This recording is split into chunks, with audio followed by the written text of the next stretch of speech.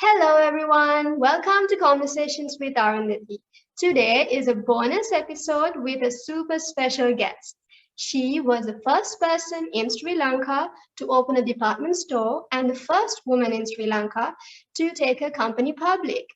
And she is going to inspire both you and me to shift our focus from us to helping someone else. Because I know many of you are feeling low during the pandemic, and shifting the focus from us to helping someone else is a better alternative, don't you think? Oh, and on a side note, this super special guest, she absolutely loves dogs. Okay, so you know who it is, so let me cut the suspense, and I am so happy to introduce you to Otara I, as you know, a Sri Lankan business person and a philanthropist who founded the first department store in Sri Lanka, which is Odell.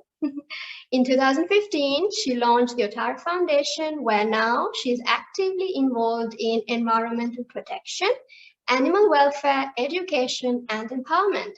So let's say hello to Otara. Hi, Otara. How are you doing today? Hi, I'm well, thanks. I'm good. That's good. That's good. I know you are very busy, so we'll jump straight into the interview, right? So I know for a fact that you absolutely love animals and you have created these amazing charity foundations like the Otara Foundation, Embark, and you also do movements around protecting the beach and reducing plastics usage and all that. So Embark, however, has been very popular, and I think it is because it brings the kid in all of us.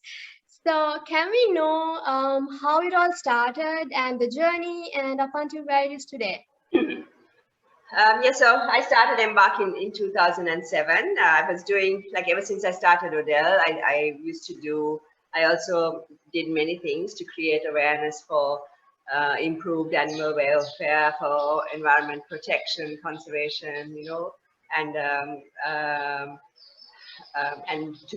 to try and be more eco-friendly.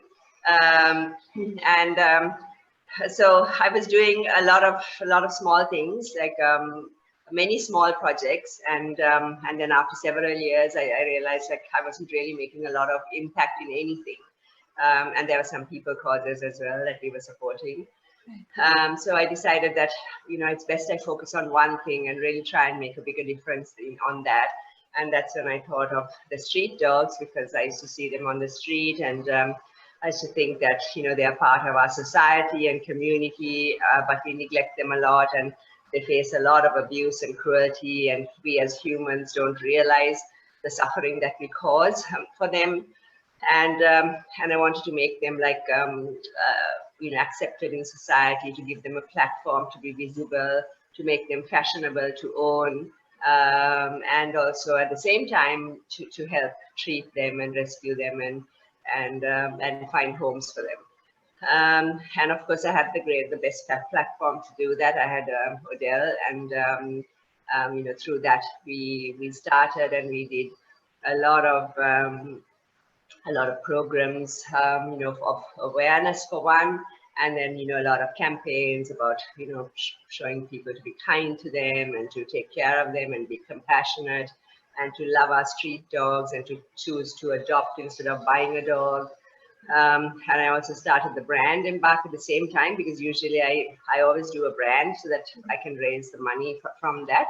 And also I wanted to create a lifestyle with the clothing and with people endorsing the fact that our street dogs are beautiful and they should be taken care of.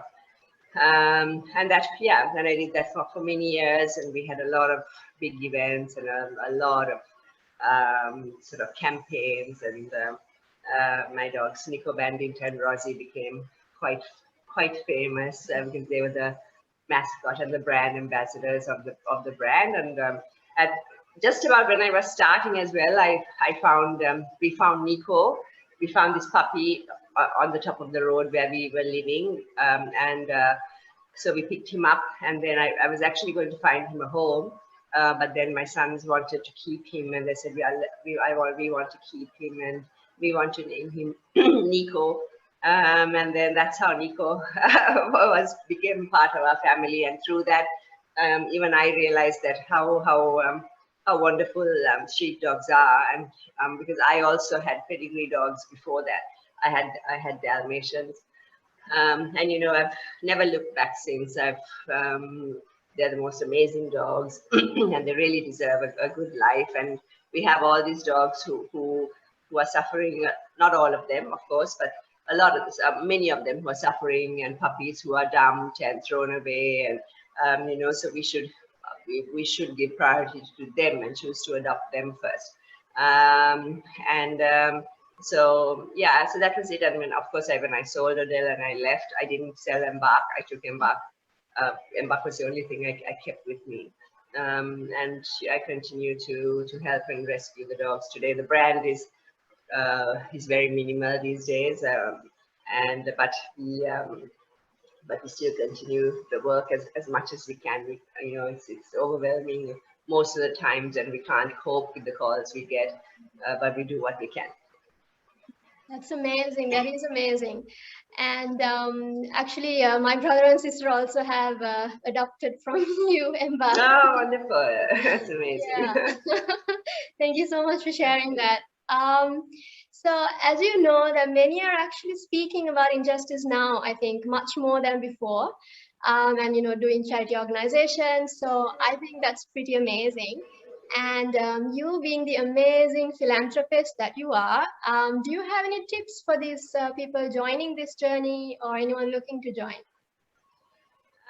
Well, like our life here is really not about everything about gathering things for ourselves. And of course we all wish to earn money, and we all wish to have a decent home and to provide for our families.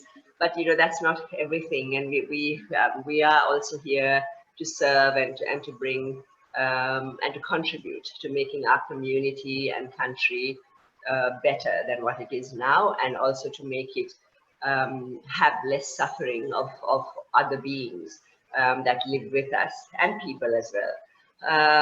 And so we should always contribute towards that. And it's not just about like having a charity and just giving and just forgetting about it. But I mean, ideally, if you can really act to make a difference, and like even where the street dogs are concerned, I mean, that's why I really urge you to like just to make a difference. Even it can be one dog or two dogs or a cat or advocacy or something, but each one of us can really create change. It's not one person that's going to change everything. Everyone has to change, our mindsets, our hearts, our way of living a more conscious life. And I think then great change will happen, because unfortunately, to me, I see our country, which has far too much animal abuse, far too many sort of situations where people are struggling.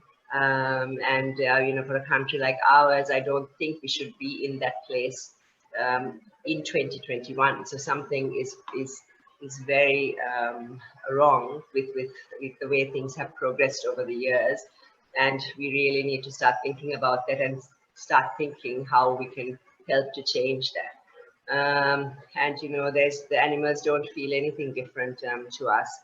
They feel the same pain, the suffering, and they do want to continue to live a happy life just like we do. And so we should help them and contribute to that.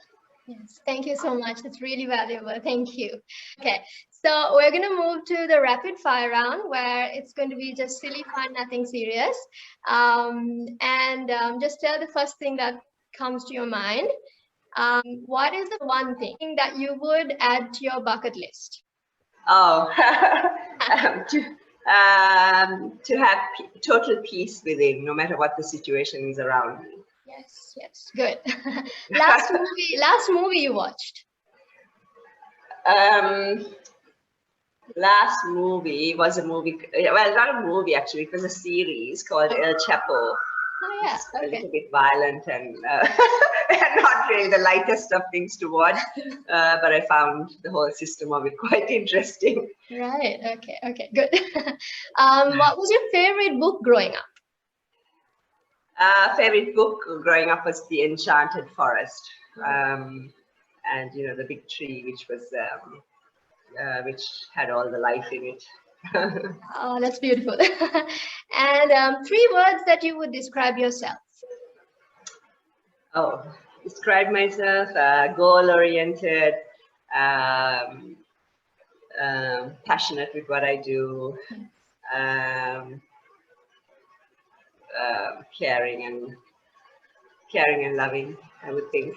Definitely, Not definitely. an easy question. It's very difficult to describe yourself. If you would get a chance to teleport right now, where would you want to go?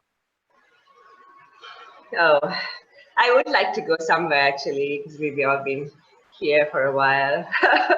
I don't know. Maybe I thought of somewhere the other day, but now I forget. Maybe like Italy or someplace. Because at the moment it feels like we have to teleport ourselves to go to Right? places. Yes. Yes, yes. All right. So thank you so much, honestly, for joining the show. And I know you're really busy, so I really am grateful. And I know for a fact that this conversation, your message would have resonated and inspired so many out there. And especially as we are already feeling a little low because of the pandemic, your message would definitely inspire us to focus, shift our focus from us to helping someone else in a small or big way. And that would definitely help all of our mental health. So I really thank you for the gift of your valuable time and the valuable advice. And I do hope you join us again in the future. And I wish you all the very best, Otara. Thank you so much. Thank you. All the best to everyone else too. Thank you for having me. Thank you. How amazing was Otara? So inspirational, right? I am so humbled that you joined us today. So my action steps for you for this episode is to let me know what you decided to do in giving back to the community. So it can be something small. We all need to just help someone in need. So share any pictures, updates, and let's motivate everyone to spread goodness in this time when everyone needs a little bit of uplifting. Thank you so much for joining. Have a blessed day. I will see you soon. Bye for now.